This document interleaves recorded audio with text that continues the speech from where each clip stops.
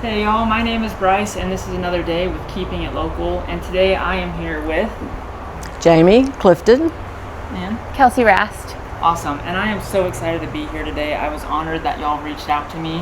One of the things I just want to ask is, what is your business and what do you do here? We are a horse rescue, a nonprofit, but unlike most rescues, our main mission is to assist law enforcement when they're involved in an animal cruelty case. And then how long have you been working here? I've been here for almost 5 years. It'll be 5 years in December. Awesome. So yeah. Awesome. I started out as a volunteer and then I ended up being the equine manager. That's awesome. So I love it. That's awesome. And how long have y'all been here? Since we've been at this barn 12 years, but we've been a nonprofit organization since 2003, so 23 years. That's awesome. And what is your mission? What's your goal? I would love to just end cruelty to horses across the board, but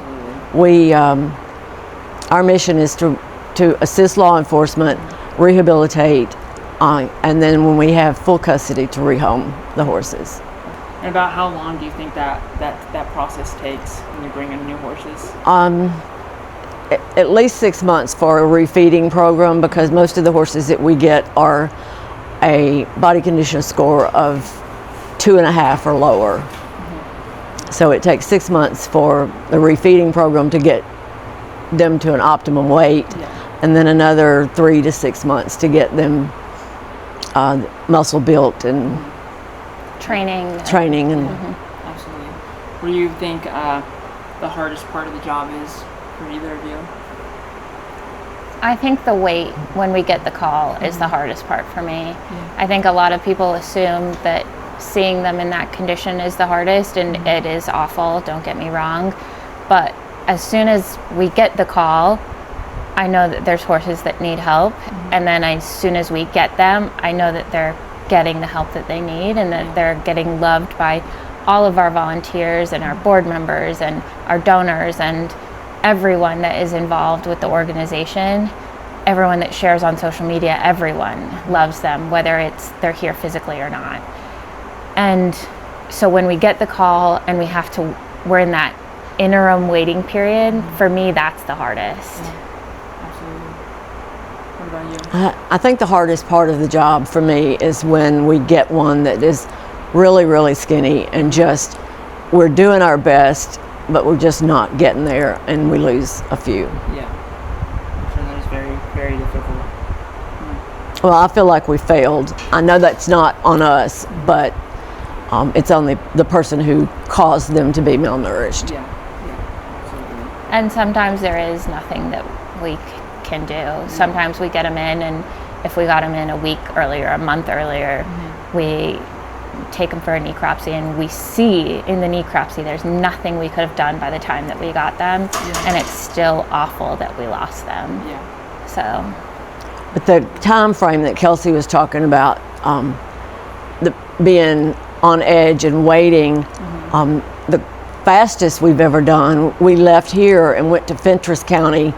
We left 2 hours after finding out about it and drove all the way to Fentress County with as many trailers as we could gather, and there were 26 horses that we divided between us and another organization that has the same mission. But we were there and back in 6 hours. That's crazy. And sometimes we wait days. Yeah. So. Days before you can go rescue them. Yeah. We have to wait for judges' signatures on warrants, and some of them don't think livestock should be included in the animal cruelty cases. So it's just hard to do that. Understandable. And then what's it mean to have community and support in that aspect of things? Oh, I don't think there's anybody that knows who I am that doesn't know that that's one of the most important things in my life. I work at a farm store, and everybody that comes through, they laugh because I know everybody, and everybody knows that horses are my main thing. Absolutely. about you for community?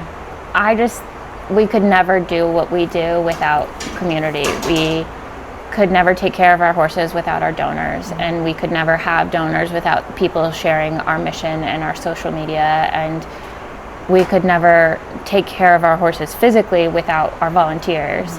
And so I moved here from California, and it was really hard for my husband and I to make friends in California because the people that are in California, like, you can't afford to live there. Yeah. And so when we moved here, and there was actually people my age that I could make friends with, and then I came here and I had people that had the same ideas and goals and missions as me, and the same passion for saving horses and training horses and loving animals. And I always tell people I found my community, I found my home. I don't have family here.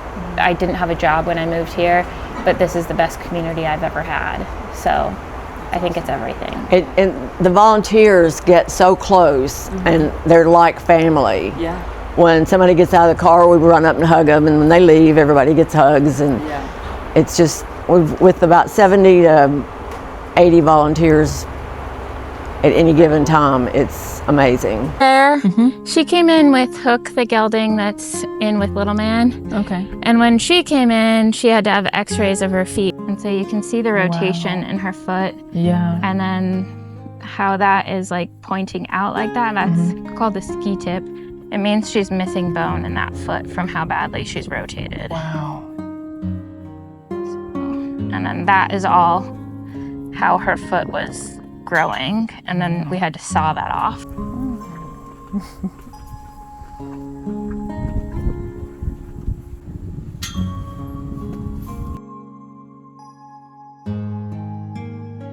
When you're here and you've gotten the horses here, what are some of the most difficult parts to getting everyone situated?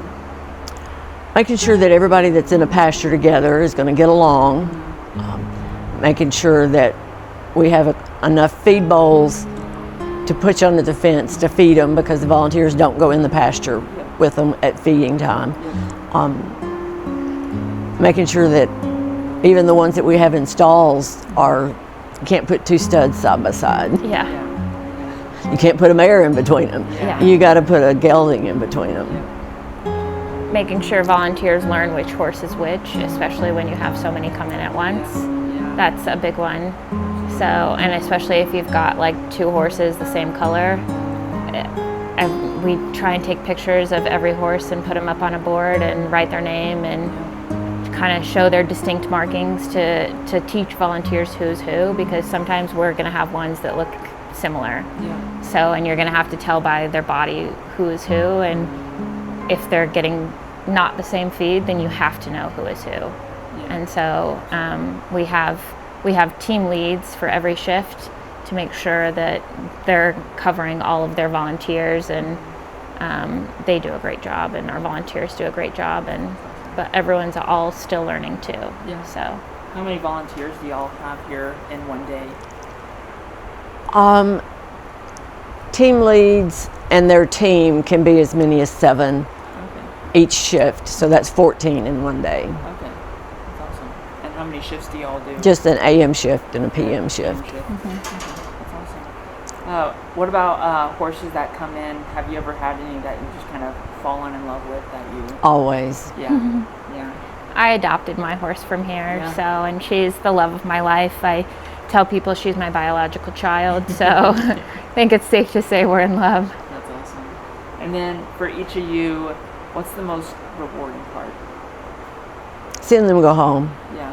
Go home with a new home, and then seeing the pictures that the new home posts a month later showing, how great they're doing. And I agree. I think the rehab picture next to the intake picture is very rewarding, and obviously seeing them go home and seeing them be loved one-on-one. I think we always do a great job of taking care of them, and our volunteers are phenomenal, but I always think individual care is always going to be the best for them, and so when we find that perfect fit for them, then that's the best.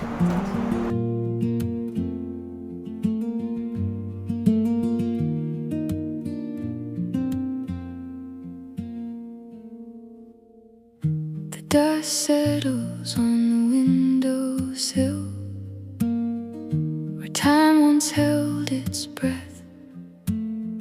September of 2021, and I started in December of 2021, and she was feral and untouchable. No one had started working with her yet because there was another horse that came in with Copper that was also feral and untouchable, and so I had positive reinforcement training with dogs as a background, and so I just started like sitting in her little arena, and in the middle of January I would just sit in a lawn chair, and if she looked in my direction I'd throw a baby carrot at her. And so we started kind of building this bond, and then I started shadowing the trainer that they had here, and we did some natural horsemanship for about 9 months, and that did not work at all. It just didn't work for her. That trainer is phenomenal. She's great, but it just didn't work for Copper. And so I went back to what I knew, which was positive reinforcement training. Hi, Hazel. And so we went back to that, and because I still couldn't touch her at all. And within 6 months, I had a halter on her, and now I ride her, and I do her feet at liberty, so no tack at all on her. And I'm the same one that trims her feet, and she's perfect, and I love her. And she's my demo horse for a lot of things, so she's a very good girl. That's awesome. You'd never know she was untouchable for almost 18 months. That's crazy. So, Must be very rewarding. yeah, it is. She's the best girl in the whole wide world. Oh, came from a case. You can see this eye is, it's not missing, but she's blind in that eye. Okay. So Hazel came from a case in 2024 of 26 Tennessee Walkers on 4 acres. And they had no food, and they were out with stallions. So Hazel had an 8-day-old foal, and the foal was too weak to even walk to the trailer. Hazel was a body condition score of 1. They should be like a 4 to 5. And so she was just skin and bones, and she couldn't shed out. She still had all of her winter hair in the end of April. And so she just was actively dying. That's so sad. And her feet were horrible, and we're still trying to keep rehabbing her feet. And her foal was carried onto the trailer. The foal's lived. She's doing great. She's being adopted. Oh, how So cool. she's doing great. She's being ridden now, and she's going to be used as a therapy horse. That's Which awesome. is so cool. She has the best temperament ever. So she's a very sweet girl, huh? Yeah, you're a very sweet girl. You're a sweet girl, huh? You'd never know she was blind. It just like doesn't affect her. It doesn't bother her. She's not spooky. Very sweet. She says hello. Hi. The story ends where Hi. we begin. You get that? The currents rest in the quiet. So I try and make myself small. Hi, Queen. That's a good choice too.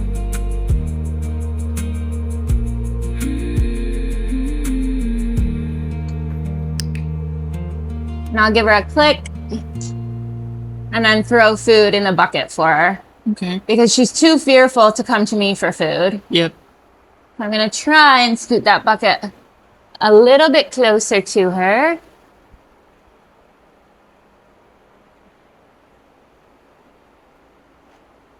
Good girl. Good girl. Good girl. Good job, Janelle. Good girl.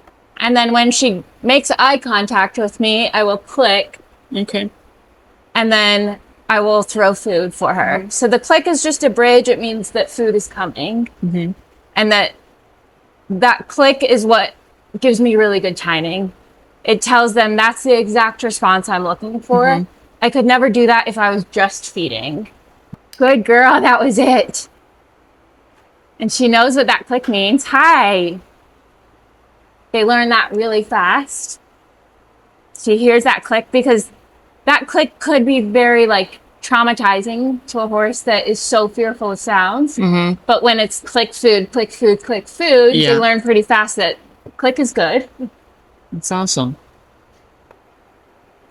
Yes, good job. And I keep the bucket on a string so that as the session progresses, I can move it closer Okay. and make things a little bit harder for her Yep. if she's ready for that. Yeah. And I also just don't want her to pull it further and further away from me. All right, ready, sis? I'm going to stand up. Good. I know. It's hard when I'm standing. I know. I hear you. I know. So I got bigger and she got more worried. Mm-hmm. So that's why I try and keep myself small. Good. Especially just starting out. Yeah. What do y'all see in the future, like 5 years from now? What do you plan for? The last 5 years have seen incredible growth. Yeah. Getting law enforcement agencies to understand that this is a crime, and getting them to prosecute when it needs to be. Yeah. And then getting the judges to see it as a crime. Yeah. Just last month, we had growth with you getting it written as a felony. So when a livestock is starved to death. So We included all livestock because there's, in the past 5 years, there have been situations of cattle and swine, goats, Yeah. that were not being taken care of Yeah. and were seized from the people. And when those animals die, we can get a necropsy done, and if their blood content, their fat content in their blood is low enough, then you can determine that they starved from starvation. I think personal growth here too. I know we're looking at renovations on our barn and automatic water feeders, and but obviously have to have the money for those things. And so, but when you never know when we'll get a case in, so we have to have money set aside for cases, and then we have to have also fundraising for those things as well. And so growth is We were able to purchase actively. the property. We had a free lease, but there were renovations and construction projects that we wanted to do that we couldn't ask donors to send money for when they were going to be permanent fixtures on somebody else's land. Yeah. So this year we were able to purchase this property for the organization, which is huge. Oh yeah. And then, what's the support mean like to you guys from everybody? It's tremendous. I don't know what the word would be. I feel so blessed by the people that message me and call me and say, you know, what you're doing is wonderful. It's not me, it's everybody here, and they're all wonderful. agreed. We can't do it without everybody, you know what I mean? So if Jamie can't do it alone, I can't do it alone, like no one can do it alone. So we have to have everyone. So like I said, thank you, Lucy. We have to have our donors, and if you can't donate, we have to have social media support, because then that gets the word out to more people, and then maybe that brings in more donors. And so like, if you can't do one thing, then you can do other things. There's always something that someone can do that is helping us, and whatever that is, we are so beyond grateful for it, because we couldn't do it without you. So. And what would you say for people that see someone's horses and they think it's an emergency? When is it an emergency? When should someone be concerned? They have to do that complaint form through the state, and they have to be able to tell their name. Yeah. They can't do it anonymously. Yeah. If you think something is an absolute emergency, call the sheriff's office. The closing question I just want to ask y'all is for people out there that want to help or even want to start their own rescue, what would you say to them? For people that want to start their own rescue, I would say go volunteer at a legitimate rescue that does the mission that you have It's in not all mind. rainbows and butterflies. Oh no, it's definitely not. Kelsey has all the physical work with the training and Yeah. meeting the vets and the farrier, and Yeah. volunteers do all the feeding, but there's a lot of paperwork that we have to do to document everything to make it a court case, Yeah. to provide the history of the evidence. And we have a team that does fundraising that's phenomenal. This year's fundraising has been a little slow, but the economy is rough right now. Well, Volunteer with one before you say you're Yeah. going to start one. Absolutely, absolutely. Well, I have, it's been an honor to be out here today and meet with y'all and see the horses. I truly respect what y'all do. Thank and you. We appreciate you coming. Absolutely. Yeah, so much. It's been an honor, and I'm excited to share y'all's story. Yeah, we can't wait. Thank you so much. Absolutely. Thank you.